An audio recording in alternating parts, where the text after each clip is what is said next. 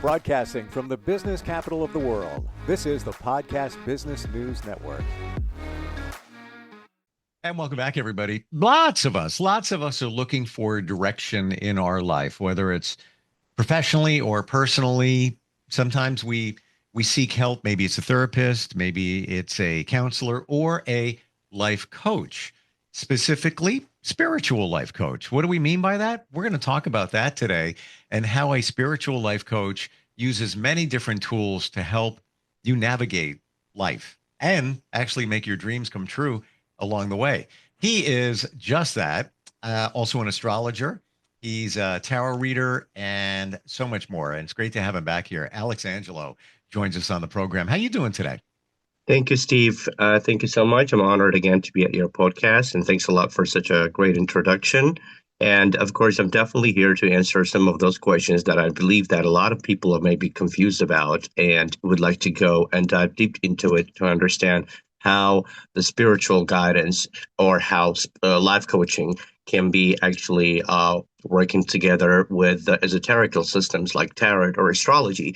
But the thing is that if you know how to work those systems through, and if you know how to incorporate with them, then it can be a great tool for us all to be able to take a look within inside and understand what blockages we have inside and what hidden potentials we might also have inside, and help us to go through the life and achieve our goals, as you said yourself. I have to tell you, if I knew this stuff, if you will, 3 years ago, 10 years ago, 15, whatever, my life would be very different. And I was somewhat spiritual, we'll call it that. I'm a believer in psychics, mediums, astrologers, work with them for decades. 25 years ago plus. But I never dug deep into the, call it spiritual side of things, understanding how the cards work and all of that. And once I did, what an eye opener. And Yes. I want to say, before we even begin, the word spiritual, I think, scares a lot of people away because they directly connect it to religion. And that's not what we're talking about here. If you want to connect it to religion, that's great. You can, sure. But that's not what this is. How do you define, as a spiritual life coach, how do you define spiritualism?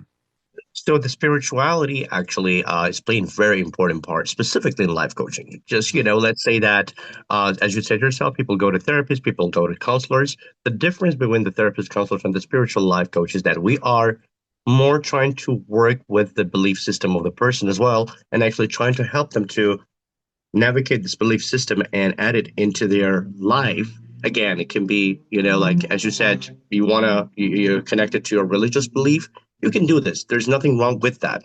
But the meaning of spirituality, the meaning of spiritual life coaching is to connect with our subconscious, with our higher self, to be able to gain that information from our higher self. Because, a lot of greatest psychiatrists, even let's say that parapsychiatrists, they were like really working with the subconscious mind, just like Carl Jung himself. And Carl Jung was using the tarot cards in his systems, in his readings, in his analysis. And this is one of the approach that I take in my life coaching technique, my life coaching basically system. I also take the Jung system of approach to the tarot cards. They're related to the human archetypes. And if we actually take a look at the classical deck of the Rider-Waite, then we're going to see that there are very interesting symbolism painted in each card, in each image of the card, and each of them represents certain aspect of our life. There are 56 smaller arcanas, and there's also 21 major arcanas, major and minor arcanas. So the major arcanas, which is the 21 first major arcana, starting with the full card, which is the card number 0, not even 1, and ends up with the card, which is the world, which is the completion. So if we take a look at this, in the esoterical world, it may be considered the path of the fool, but in psychological world, it is called the path of the hero. So this is our starting point of life, and then going through life, going through all the challenges of life, this way evolving, developing ourselves spiritually until we come up to the last point of the major arcana, which is the completion and the time for transformation. And also, again, as I mentioned, there are 56 minor arcanas, which are situational arcanas. And along the path, along the way, they can help to navigate us in which direction to go to be able to kind of achieve our goals or to be able to make right choices about the path that we want to choose. So a lot of times when we're working with the tarot cards or even astrology, we're working with our higher selves, we're working with our intuitive system, I would say.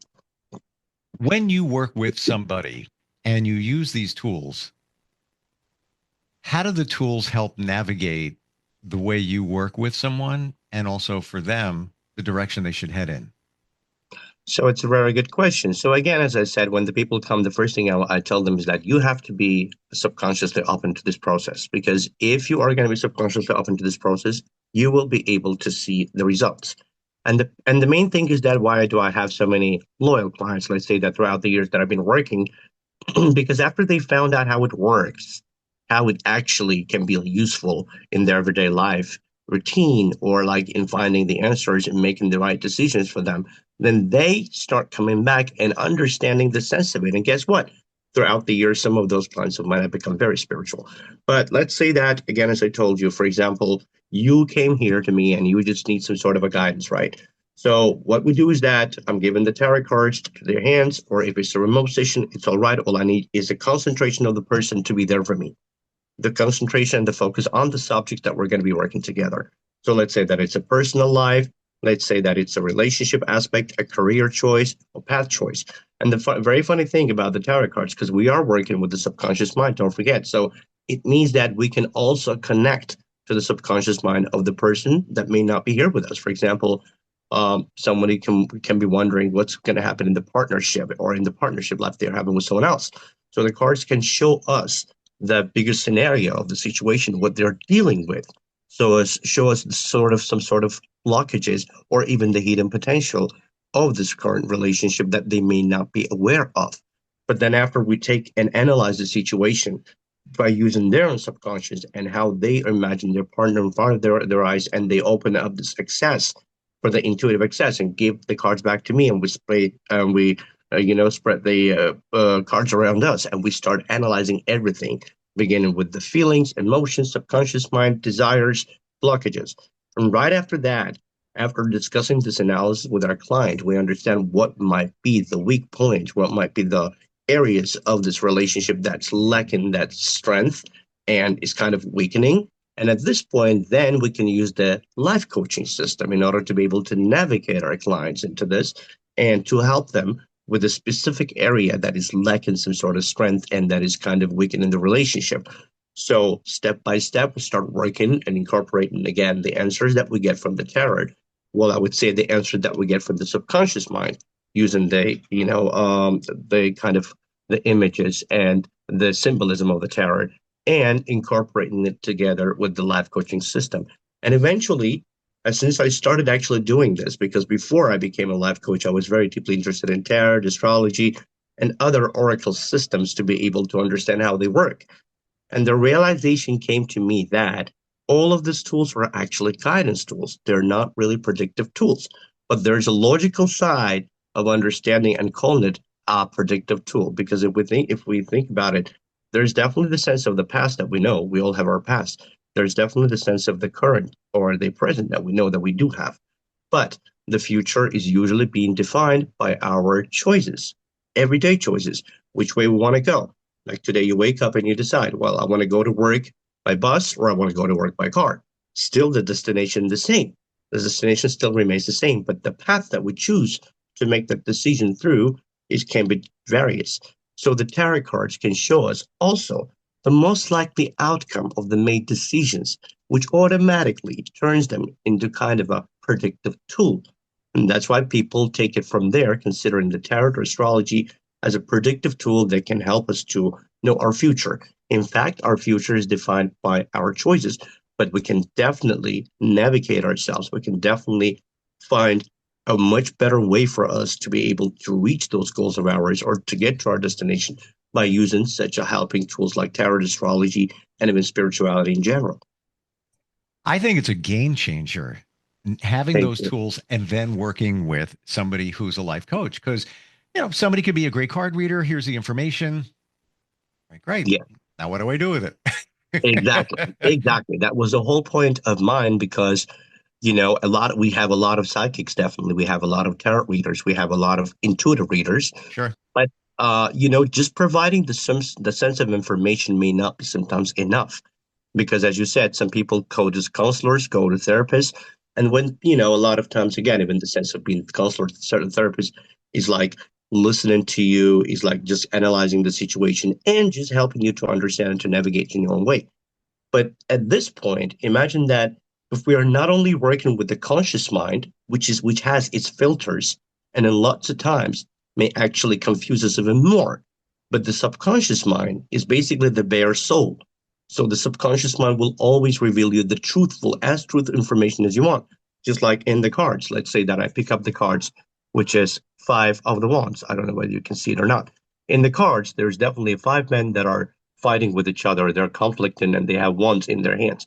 Of course, by looking at this card, I'm not going to say to my client, well, obviously everything is going perfectly well with you, like you're feeling complete the sense of happiness. No, the images in the card clearly show us the sense of conflict in the situation, the sense of inner conflict, right? And usually this card navigates us to understand that, okay, the situation that we're asking about is definitely having some sort of conflict and sense. And maybe there's a sense of competitiveness that our client or the person that we're working with should dive into to understand instead of escaping or trying to avoid in the thoughts and just facing this conflict. Or another thing, just like the three of the swords, as you can see the card, another card in the tarot card, which basically shows heartbreak, loss, disappointment, right?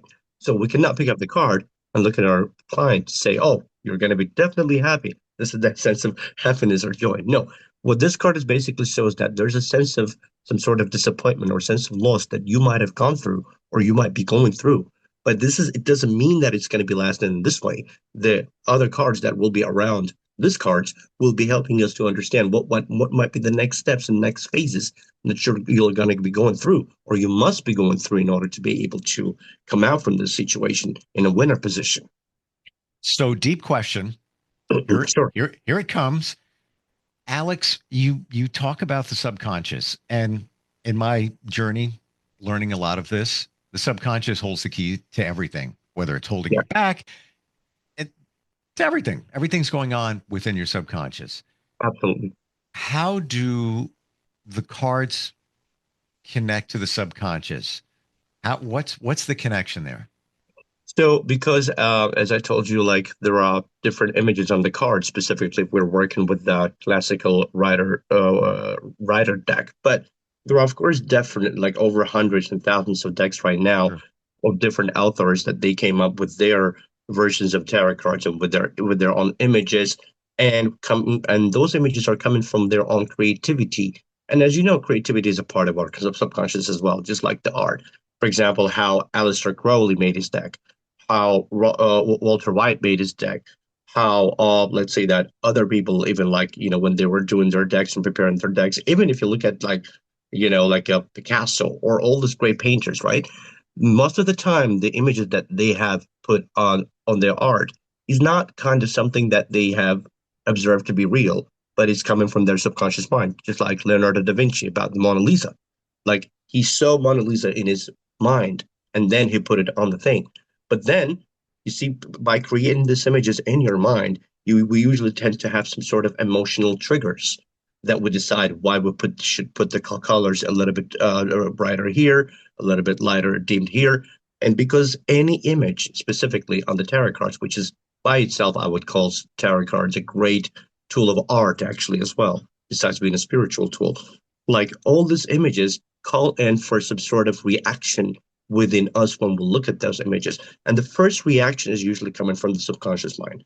The first reaction, if we're just not even diving deep down into understanding what's going on in the image, but the first impression of the colors, the first impression of the signs that we see in the card exactly dives into our subconscious mind and gives us that feedback.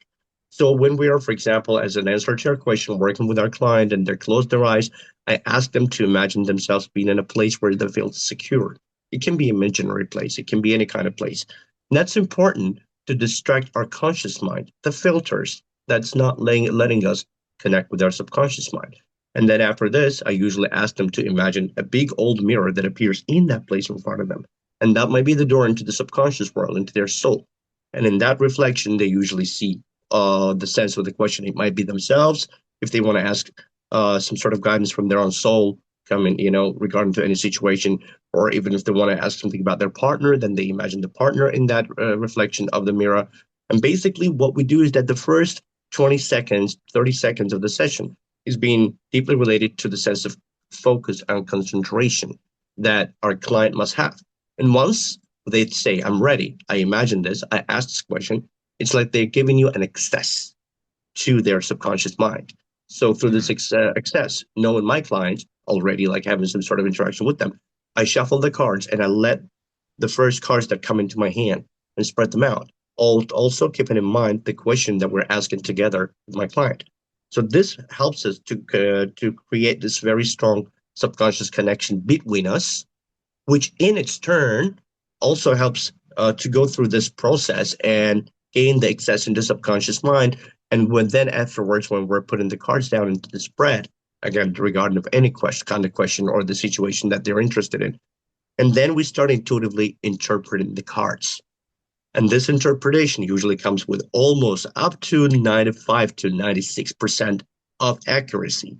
I mean, if you ask me how it works, I think throughout the 11 years of my work in this esoterical world, in the spiritual world, in the spiritual industry, I think eventually it's the ability of the subconscious mind. And that's why I'm saying everywhere I go, and I'm very willing and open to talk about the ability of our brain, ability of our subconscious mind, ability of our soul that we are not really quite aware of. Just like, throughout the years, human being was evolving. So now look at this, the medical industry. We have evolved so much. Now we are doing this research against the cancer, against this and that. But not much is still yet being known about our brain. I think we only have about 11 to 12% of our brain working abilities, and we are not aware of what would happen if we had actually almost 100% of our brain abilities be there, right? And the same thing about the subconscious. It's like a big, big ocean of unknown. And then there are little lakes coming from this ocean. And one of these lakes might be psychology. Another one might be parapsychology. Another one, spirituality, tarot, astrology. But it all still comes from the same big ocean called subconscious mind. In some religious cultures, they call it the zone of the god. Wow. And it's amazing that the subconscious mind, and many researchers have said this, it's like 90 something percent of our daily waking hours. It's all in your subconscious. We're only conscious for about 10% during our day. It's just mind boggling. Do you want to pull a couple of cards as an example? Sure, absolutely. So let's put it this way. Now, I want you to just ask me, because how it works, again, as I told you, sure. The more specific is your question about the things that you want to know. Let's say that it might be anything, very basic thing. So I just want to give you actually an example of how it works. The more specific is the question, the more specific and detailed your answer is going to be and your guidance is going to be. Let's say that ask me a question that you'd like to gain an insight to. Sure. I'm gonna ask you the question that I'm sure is your number one question. When is the perfect partner going to show up in my life? But I'm going to go even deeper than that. Okay. Will the perfect partner, romantic partner, show up in the next 2 months? That's a very great question. So but at the same time, let's first work on the formulation of the question in order we can get actually more accurate. Sure. So when we say when, we are basically giving away the control of our life, which is, again, as we spoke earlier, the future depends on us and our big choices, right? The daily choices that we make. So the right formulation opens up the right access into the subconscious mind, and that's how we get the accurate answers. So at this point, I always say to my clients, the best answer is, what should I do within this 2 months to attract the right partner into my life? What actions may I take within this 2 months to actually activate the energy of relationship in my life? So once we do this, we already know what's the purpose. The purpose is to attract that partner, because we all have frequencies, and we're all just working on an everyday basis with our frequencies. We're interacting with them. So I want you now to close your eyes for a second for me, and imagine yourself being in a place where you feel completely and absolutely, very secured. Right after that, I want you to imagine a big old mirror that appears in front of you in that place. Now see yourself in that mirror as if, like, let's say 2 or 3 months from now on, but being very happy joyful, as if you already found that partner of yours. I want you to feel that sensation. And then afterwards, I want you to ask your reflection. What should I do to become you? What should I do to attract that person in my life?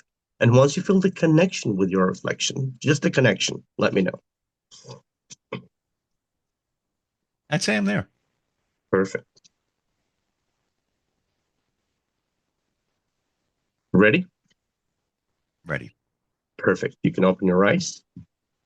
So I'm going to just pick up like three cards, which is going to be the action number one, what we have to focus on. The action number two, what we have to focus on. And the action number three, what we have to focus on. And the advice card. Basically, four cards in together. So let's go with the first card. And the first card is action number one. It is the Knight of the Wands. The Wands is responsible in tarot cards and in the elementary world is responsible for the element of fire. And if you look at the image, and if you pay attention to the movement of the Knight of the Wands, you see how the Knight is like pulling up and he's ready to take actions. He actually rising and is ready to attack or make actions moving forward. So what this card says that there's definitely a sense of need to change certain things or certain cycle that you might be having in your life that has kind of become your part of your everyday life routine, which is not bad. This life routine may be very working for you, may be very beneficial for you, but maybe not that beneficial for your personal or interpersonal relationship aspects. But they can be beneficial in your business life. They can be beneficial in your everyday routine. So the first action is like the first card is the Knight of the Wands, clearly telling us not to be afraid to actually create the first major change or make the first step, which means breaking the cycle and coming out of the comfort zone. So there's definitely a proactive action needs to be taken. Also, for example, because when it comes to the locational meanings of the tarot cards, which each card has its locational meaning, careeristic meaning, and relationship meaning, it may be the Knight of the Wands might be someone that you might meet coming from a little bit of a warmer place, coming from a little bit of a maybe from a different location, not exactly where you were born, but a place where it's warm, where it's like kind of the hot weather place. But this might be also one of the features of your partner that how you may recognize them. But the main purpose and the main message of the first card is to take proactive actions and change certain things in your daily routine. The next card here, we have Nine of the Cups.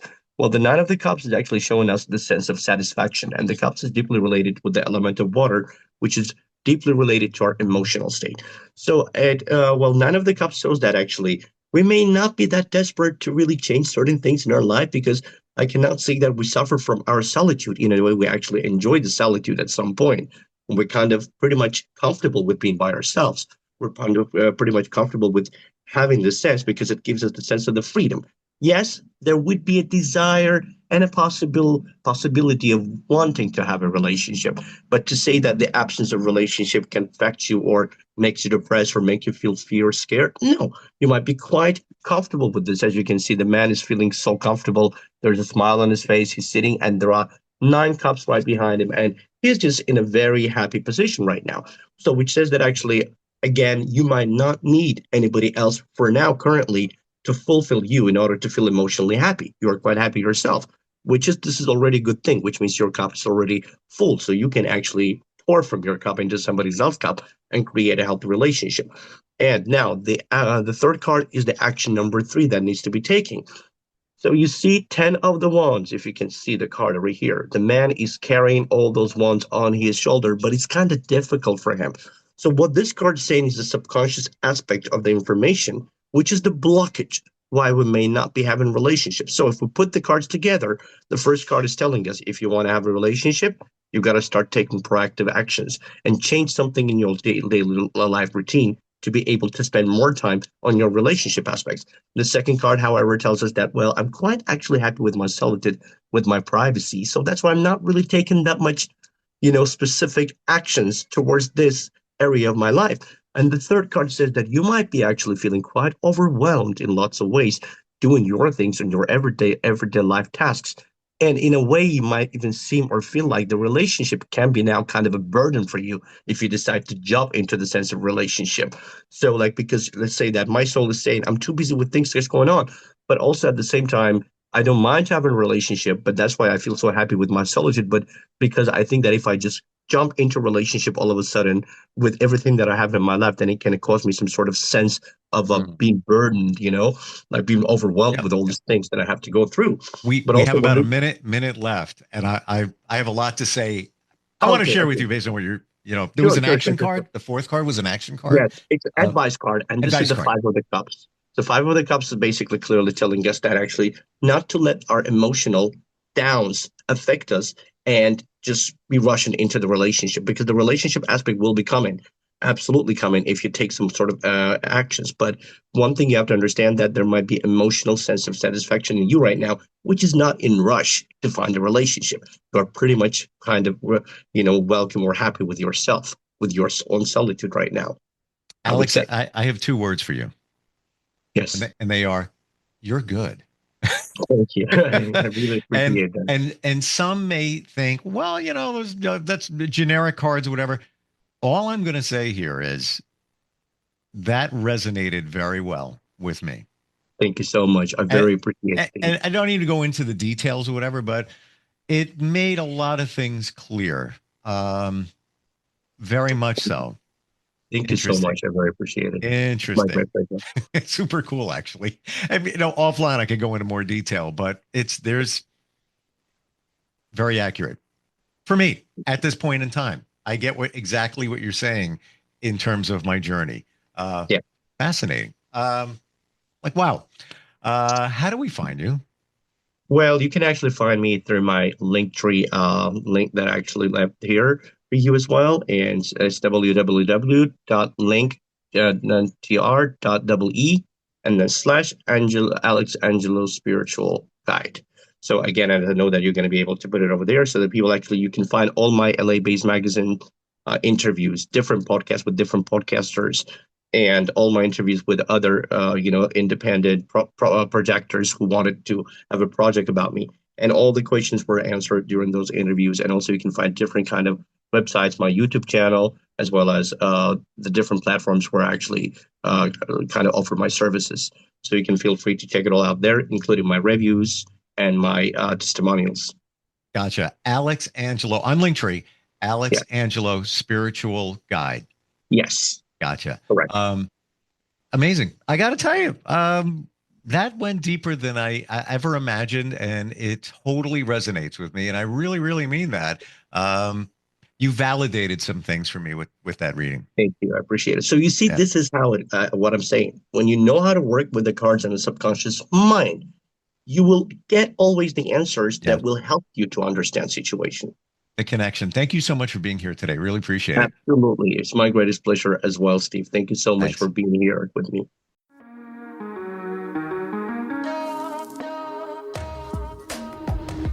Broadcasting from the business capital of the world, this is the Podcast Business News Network.